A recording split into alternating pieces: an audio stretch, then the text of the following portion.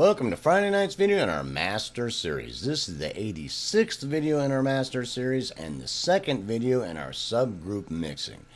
This next thing that we want to speak of, we went through a basic workflow in the last video and talked about a few things.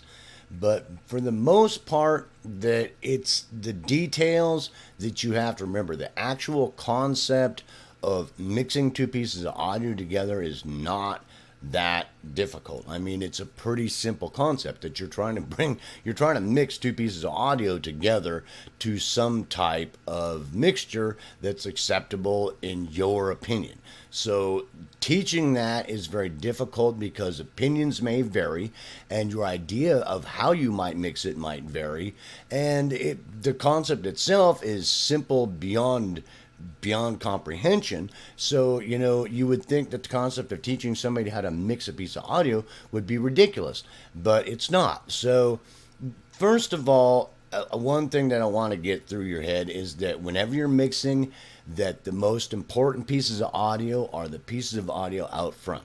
That would be the main vocals, the lead in the song, like the lead guitar or the lead piano or whatever, if they have a lead break. Those are the most important parts of your song. And choruses, if you have chorus breaks, like you've got, basically I will put those in the same category as like lead vocals, because you've got a lead vocal or in its place you've got a chorus section happening.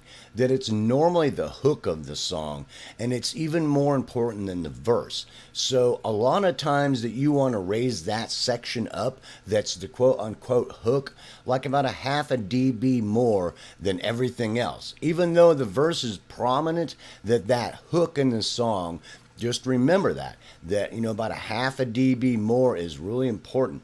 But other than that, those are your most important things. And a really simple kind of concept to get through your head is that most of the finest detail work you do is going to be working on those. So the work you do on the main vocals, the lead guitar, the lead piano, the chorus break where, you've got basically a lead vocal, say, and 4 or 5 chorus part guys that are harmony to it, that are doing this hook break kind of thing that's out front, those are going to be your most important parts. So do those first, because as you get going in a mix, you want to have your freshest mind for the most important parts, so that the time you're spending that's on this really super detail is where it should be put.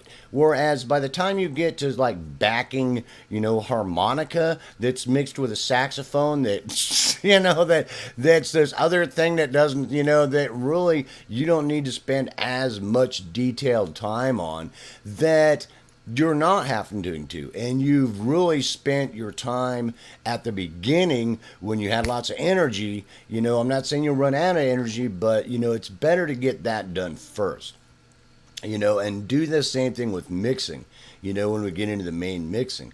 But the first thing we want to get into is the vocals. So we're going to treat these vocals just like their lead guitar or the lead piano or something like that. Now, we'll do probably another one that's on like harmonies and things like that also. So probably do that maybe in the next video. But let's say we got the lead vocals here. This could be the lead guitar after the bridge or something like that. Then it's a pretty simple concept. The biggest concept that you have to get in your head on this is these are the most important tracks. So you may spend a lot of time fussing with them on all kinds of things. And one thing to really get in your head on the main out front things, because these are separate mixes unto themselves, these sub mixes, that when I talk about doing like automation or, detailed work with automation and things like that, just remember you've already done most of that work, even like in flow editing, to where your vocals are flowing along as good as possible, so that you don't spend hours with your automation tool doing this, because you've already done most of that in your flow editing. When you start mixing things together in the mix, you may have to go back. So when you're doing this part, that you're doing it as a mix unto itself. That doesn't mean that it's not going to have to be adjusted or changed when it goes into the mix, because once I put this main vocal or whatever I'm doing in here into the mix, that basically all of a sudden there's another element to it. So now that I have this other element, all that great work that I did, I'm going to have to readjust. It's like, nope, now I got to adjust with automation, that right there, I got to push that up a little bit, bring that down, push that up a little bit, bring that down because of its blending. So sometimes it might seem like you're reworking stuff, but it's in the details, especially on the main out front instruments, to really spend your time on those areas.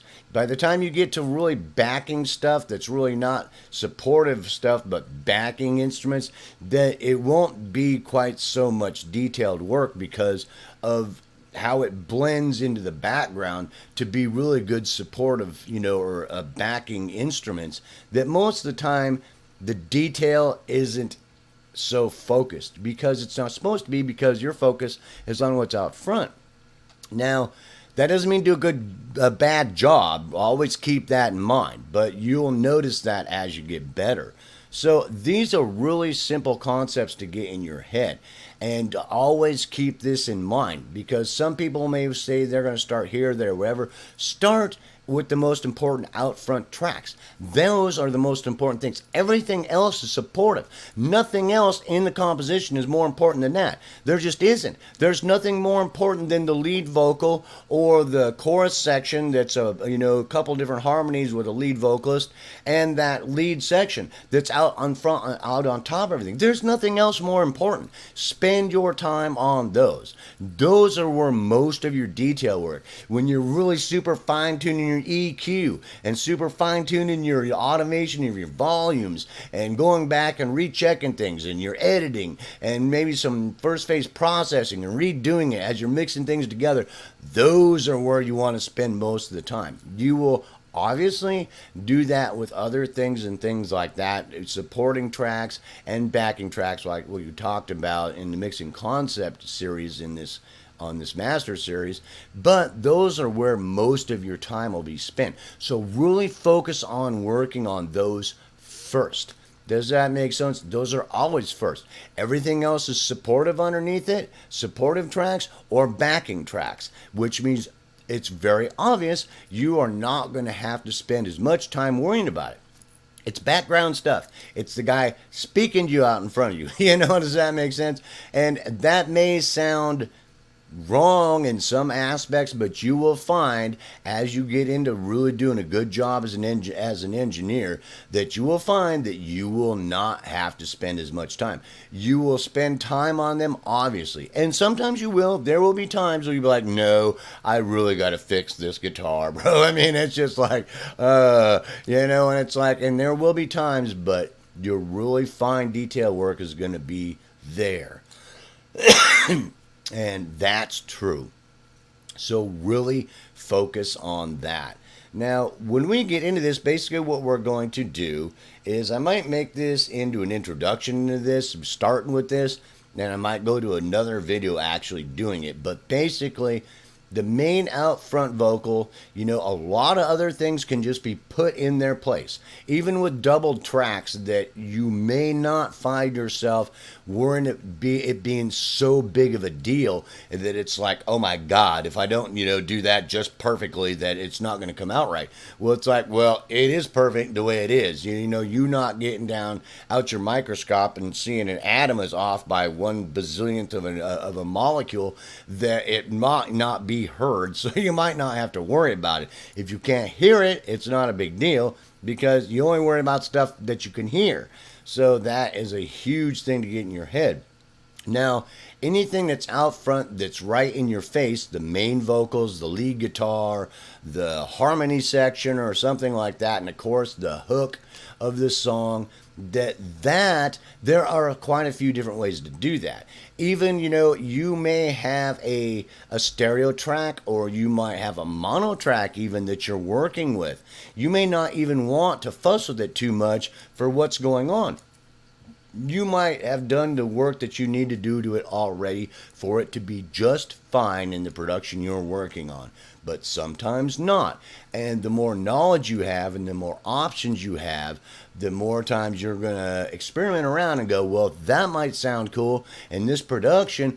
Just be real careful that, Sometimes I do some really wild things with my doublings of tracks and delays and detunings and all kinds of things, but you got to be real careful that, sometimes it can be too much to where you're really, pulling the focus of the song away, that out of the listener's attention area and focusing on some weird stuff that you're trying to do that may not be weird, that it might be cool. And it might have been really cool for a break or a hook or something, and be like, woof, whoa, dude, that was really cool. And then back to, focused on the song, ding, bing, da, ding, bing, bong, bong. You know what I'm saying? And it's like, I know that may sound funny, but if their focus gets too much focused on your audio engineering genius rather than the song, that sometimes it can be a little distracting to where they stop even listening to the song and they're listening to what the heck is that, and it's like, it might be cool and you think it's cool and is a cool thing, but it's distracting from what they want. That you want them to focus on cool the song is, how cool the singer is, how cool the band is, and you've made it sound as good as possible so they can all hear how cool they are and how great the song is, in the composition, rather than some abstract audio engineering techniques that you've thrown in there that should be saved for hook areas to catch the listener's attention, to get their attention back, like, it's going along to the verse and, whoa, yeah, all right, yeah, we're back, okay, it's like, and it's very true. So really keep that in mind. So basically, I'm going to cut this video a little bit short, and in the next video that are going to basically look at that out front vocal or that out front lead, and we're going to look at that out front chorus section and the supporting tracks of it, and just kind of take a look at that, because basically we might wait on that, because a lot of times I'll do the supportive tracks separate and then I bring them up into the mix. So we probably won't do that. We'll just basically focus on these out front tracks and really go through it and talk about a little about some different ways you can do it to really make them stand out, so that they're really riding on top of everything, but not overpowering the production to the point to where nothing else is noticeable, because they're just way too overpowering. They have to sit well in the mix. They have to be on top of it, and they have to be the focus of attention, but they can't take, you can't kick everything else over the edge of the curb,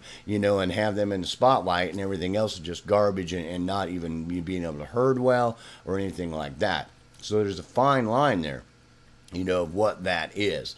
So we'll talk about that in the next video. So peace, hope, love. I hope you enjoyed this first video or the second video on subgroup mixing, and I'll see you in the next video when we actually start mixing some of the out front pieces of audio in your production.